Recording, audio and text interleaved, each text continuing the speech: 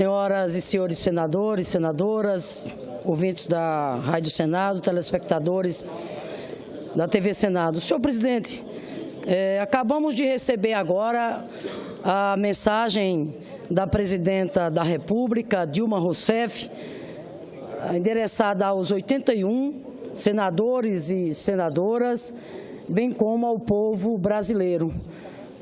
Quero, portanto, dar conhecimento agora ao povo brasileiro e aos parlamentares do conteúdo da mensagem da presidenta Dilma, que ela acaba de divulgar. Dirijo-me à população brasileira e às senhoras senadoras e aos senhores senadores para manifestar mais uma vez meu compromisso com a democracia e com as medidas necessárias à superação do impasse político que tantos prejuízos já causou ao país. Meu retorno à presidência por decisão do Senado Federal significará a afirmação do Estado Democrático de Direito e poderá contribuir decisivamente para o surgimento de uma nova e promissora realidade política. Minha responsabilidade é grande. Na jornada para me defender do impeachment, me aproximei mais do povo, tive a oportunidade de ouvir seu reconhecimento, de receber seu carinho. Ouvi também críticas duras ao meu governo, a erros que foram cometidos e a medidas e políticas que não foram adotadas.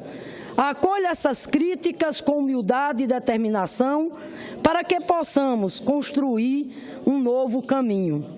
Precisamos fortalecer a democracia em nosso país e, para isto, será necessário que o Senado encerre o processo de impeachment em curso, reconhecendo, diante das provas irrefutáveis, que não houve crime de responsabilidade, que eu sou inocente. No presidencialismo previsto em nossa Constituição, não basta a desconfiança política para afastar um presidente. Há que se configurar crime de responsabilidade. E está claro que não houve tal crime.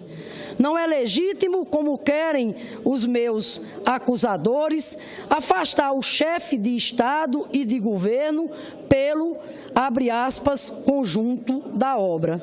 Quem afasta o presidente pelo, abre aspas, conjunto da obra é o povo, e só o povo nas eleições. Por isso afirmamos que, se consumado o impeachment sem crime de responsabilidade, teríamos um golpe de Estado. O colégio eleitoral de 110 milhões de eleitores seria substituído, sem a devida sustentação constitucional, por um colégio eleitoral de 81 senadores. Seria um inequívoco golpe seguido de eleição indireta. Ao invés disso, entendo que a solução para as crises política e econômica que enfrentamos passa pelo voto popular em eleições diretas. A democracia é o único caminho para a construção de um pacto pela unidade nacional, o desenvolvimento e a justiça social. É o caminho, é o único caminho para sairmos da crise. Por isso, a importância de assumirmos um claro compromisso com o plebiscito e pela reforma política.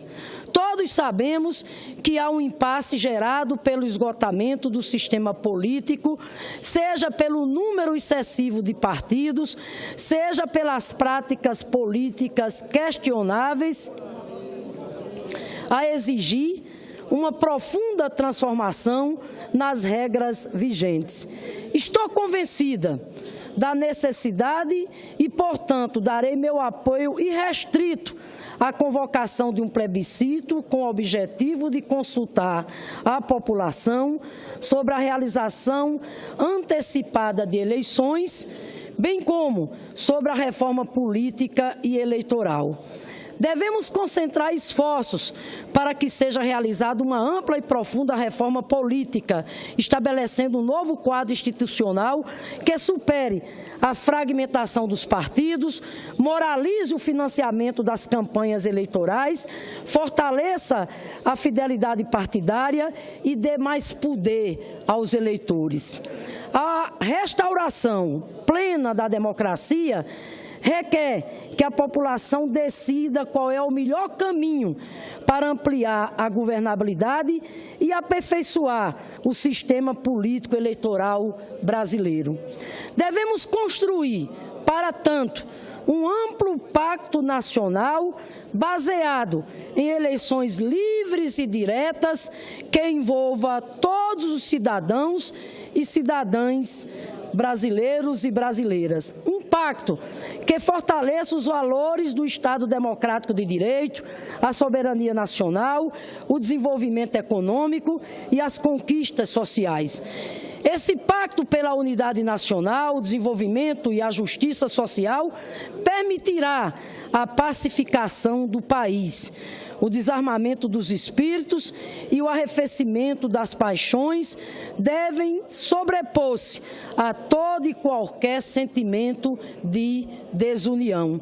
A transição para esse novo momento democrático exige que seja aberto um amplo diálogo entre todas as forças vivas da nação brasileira, com a clara consciência de que o que nos une é o Brasil.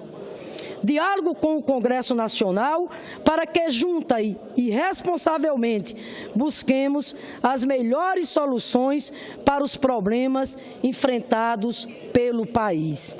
Diálogo com a sociedade e os movimentos sociais para que as demandas de nossa população sejam plenamente respondidas por políticas consistentes e eficazes. As forças produtivas, empresários e trabalhadores devem participar de forma ativa na construção de proposta para a retomada do crescimento e para a elevação da competitividade de nossa economia. Reafirmo meu compromisso com o respeito integral à Constituição Cidadã de 88, com destaque aos direitos e garantias individuais e coletivos que nela estão estabelecidos. Nosso lema persistirá sendo, abre aspas, nenhum direito a menos, fecha aspas. As políticas sociais que transformaram a vida de nossa população, assegurando oportunidades para todas as pessoas e valorizando a igualdade e a diversidade, deverão ser mantidas e renovadas. A riqueza e a força de nossa cultura devem ser valorizadas como elemento fundador de nossa nacionalidade. Gerar mais e melhores empregos, fortalecer a saúde pública, ampliar o acesso e elevar a qualidade da educação, assegurar o direito à moradia e expandir a mobilidade urbana são investimentos prioritários para o Brasil. Todas as variáveis da economia e os instrumentos da política precisam ser canalizados para o país voltar a crescer e gerar empregos. Isso é necessário porque, desde o início do meu segundo mandato, medidas, ações e reformas necessárias para o país enfrentar a grave crise econômica foram bloqueadas e as chamadas pautas-bomba foram impostas sob a lógica irresponsável, abre aspas, do quanto pior melhor, fecha aspas. Houve um esforço obsessivo para desgastar o governo, pouco importando os resultados danosos impostos à população. Podemos superar esse momento e, juntos, buscar o crescimento econômico e a estabilidade, o fortalecimento da soberania nacional e a defesa do pré-sal e de nossas riquezas naturais e minerárias. É fundamental a continuidade da luta contra a corrupção. Este é um compromisso inegociável. Não aceitaremos qualquer pacto em favor da impunidade daqueles que, comprovadamente e após o exercício pleno do contraditório e da ampla defesa, tenham praticado ilícitos ou atos de improbidade. Povo brasileiro, senadoras e senadores, o Brasil vive um dos mais dramáticos momentos de sua história. Um momento que requer coragem e clareza de propósitos de todos nós. Um momento que não tolera omissões, enganos ou falta de compromisso com o país.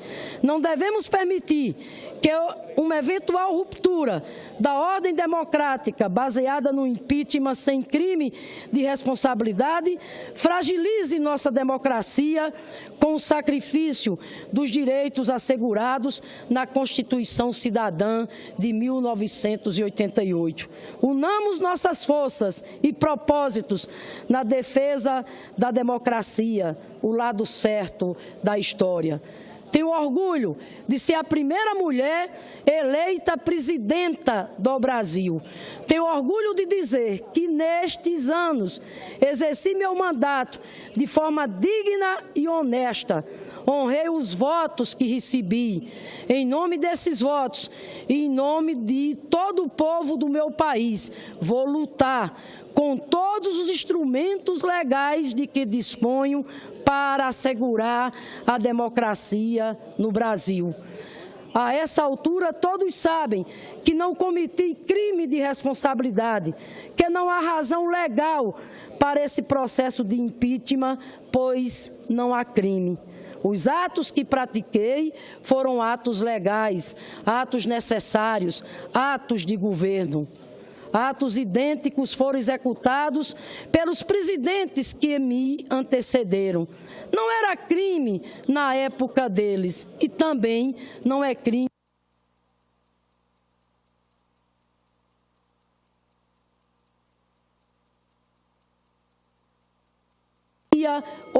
ou traição.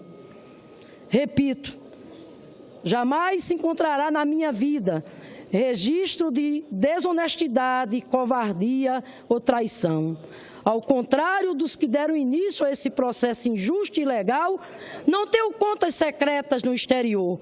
Nunca desviei um único centavo do patrimônio público para meu enriquecimento pessoal ou de terceiros e não recebi propina de ninguém.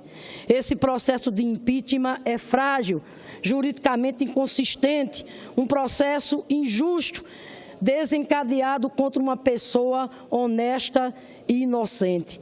O que peço às senadoras e aos senadores é que não se faça a injustiça de me condenar por um crime que não cometi. Não existe injustiça mais devastadora do que condenar um inocente. A vida me ensinou o sentido mais profundo da esperança, resistir ao cárcere e à tortura. Gostaria de não ter que resistir à fraude e à mais infame injustiça. Minha esperança existe porque é também a esperança democrática do povo brasileiro que me elegeu 2 vezes presidenta.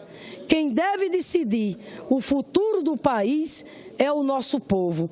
A democracia há de vencer. Assina Dilma Vana Rousseff.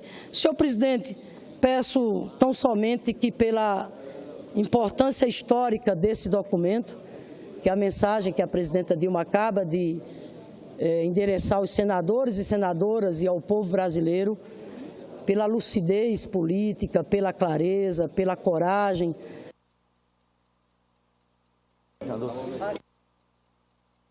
Na defesa da democracia, peço a Vossa Excelência que faça constar nos anais da nossa casa a mensagem da presidenta Dilma, repito, pelo valor, pela importância histórica que ela tem, um documento que vai ficar para a história como a carta em defesa da democracia e contra o golpe. Muito bem, senadora. Passamos à ordem do dia. Item 1 da pauta. Proposta de emenda à Constituição número 31 de 2016, número 4/2015 na Câmara dos Deputados, que altera o ato das disposições constitucionais transitórias para prorrogar a desvinculação de receitas da União e estabelecer a desvinculação de receita dos Estados, Distrito Federal e municípios. Parecer favorável, sob número 706/2016, da CCJ, relator senador José Maranhão. Quarta sessão de discussão da proposta em primeiro turno. A matéria constará da ordem do dia da próxima sessão deliberativa para prosseguimento da discussão. Mensagem número 70 de 2016, pela qual a Presidência da República submete à apreciação do Senado Federal o nome do senador do senhor Mauro Luiz Iecker Vieira, ministro de primeira classe do quadro especial da carreira de diplomata do Ministério de Relações Exteriores, para exercer o cargo de representante permanente do Brasil junto às Nações Unidas. Há sobre a mesa parecer da Comissão de Relações Exteriores. Relator, senador Armando Monteiro. Discussão do parecer. Encerrada a discussão, passa-se a votação da matéria, que nos termos regimentais deve ser procedida por escrutínio secreto. As senadoras e os senadores já podem votar. Votarão sim pela aprovação e não, naturalmente, de forma contrária.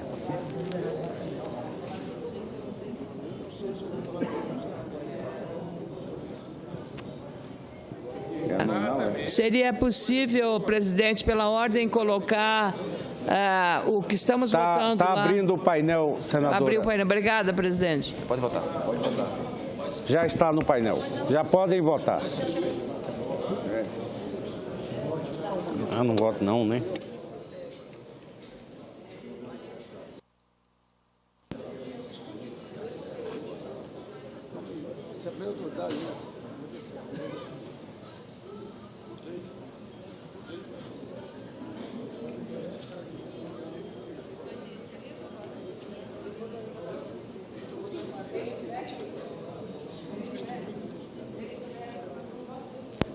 Senhor presidente, pela ordem. Pela ordem, senador Benedito Lira. Senhor presidente, eu tomo a liberdade de convidar os senhores senadores e senadoras do Partido Progressista para comparecer ao plenário, considerando que nós estamos no processo de votação nominal. E é interessante que nós possamos dar sequência a essa sessão, porque temos outras matérias importantes para que possamos votar na tarde de hoje. Trata-se, no momento, da indicação de embaixadores, mas precisa de maioria absoluta dos senhores parlamentares com assento nesta Casa, senhor presidente. Muito obrigado. Presidente, enquanto aguardamos a vinda dos senadores e das senadoras, senador Valadares, com a palavra. Um breve registro sobre a crise hídrica que está acontecendo no semiárido sergipano, que está causando sérios prejuízos à produção agrícola, inclusive do milho, em vários municípios do estado de Sergipe. Havia para este ano uma expectativa, senhor presidente, positiva de recorde de produção, o que ensejou expressivos investimentos. O então otimismo reinante no setor pode ser aferido pela expansão da área plantada para cerca de 200 mil hectares de milho no estado de Sergipe. Contudo, A insuficiência de chuvas na região frustrou impiedosamente todos os confiantes prognósticos. De acordo com a Carta de Itabaiana, documento redigido recentemente pelos produtores atingidos pela retração da safra, já há uma perda de 50% da produção de milho prevista para este ano no estado, que configura um cenário devastador. Os problemas advindos da quebra na safra para a região produtora de grãos são inestimáveis, senhor presidente.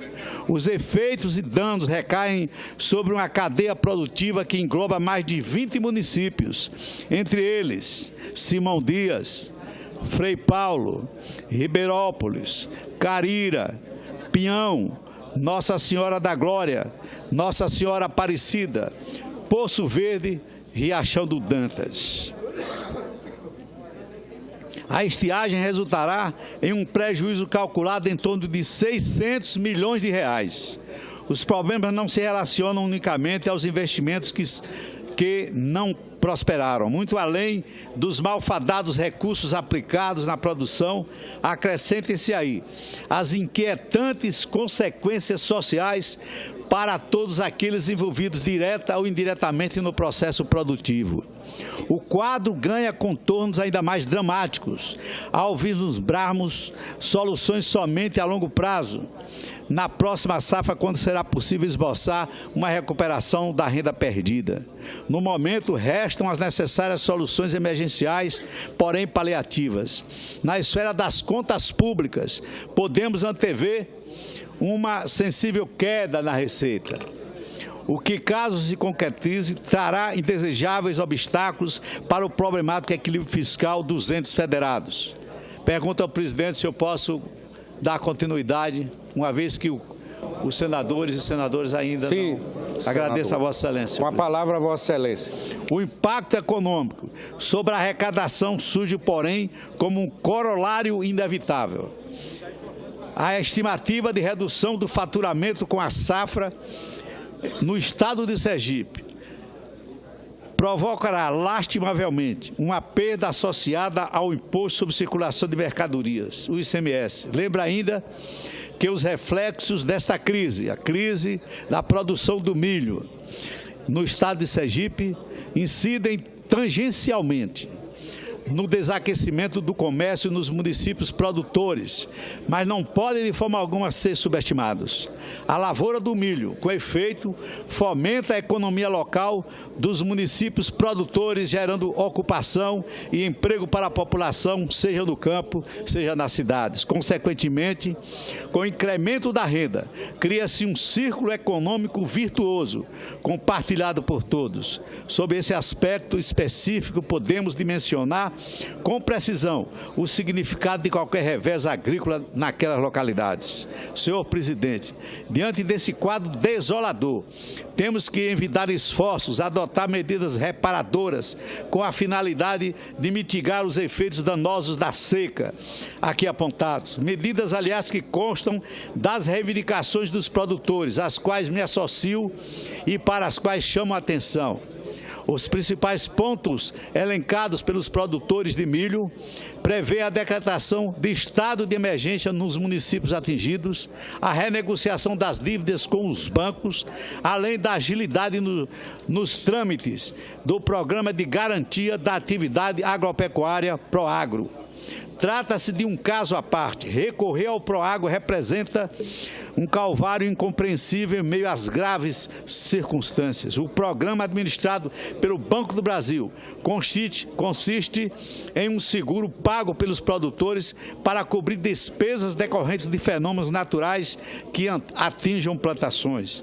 Os produtores, no entanto, vêm reclamando da demora na liberação desses recursos e tantos outros inoportunos transtornos. Não me parece aceitável, neste momento de crise, qualquer delonga nos procedimentos bancários e acredito ser urgente eliminar os gargalos existentes a fim de que as agências bancárias possam atender com a devida celeridade aos produtores. A cultura do milho assumiu grande relevância econômica no estado de Sergipe, não apenas para a agricultura familiar, O Sergipe é o segundo produtor de milho do Nordeste. Primeiro é a Bahia.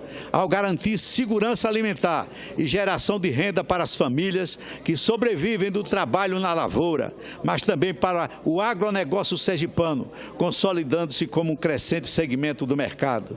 Com efeito, nos últimos anos, Sergipe atingiu o patamar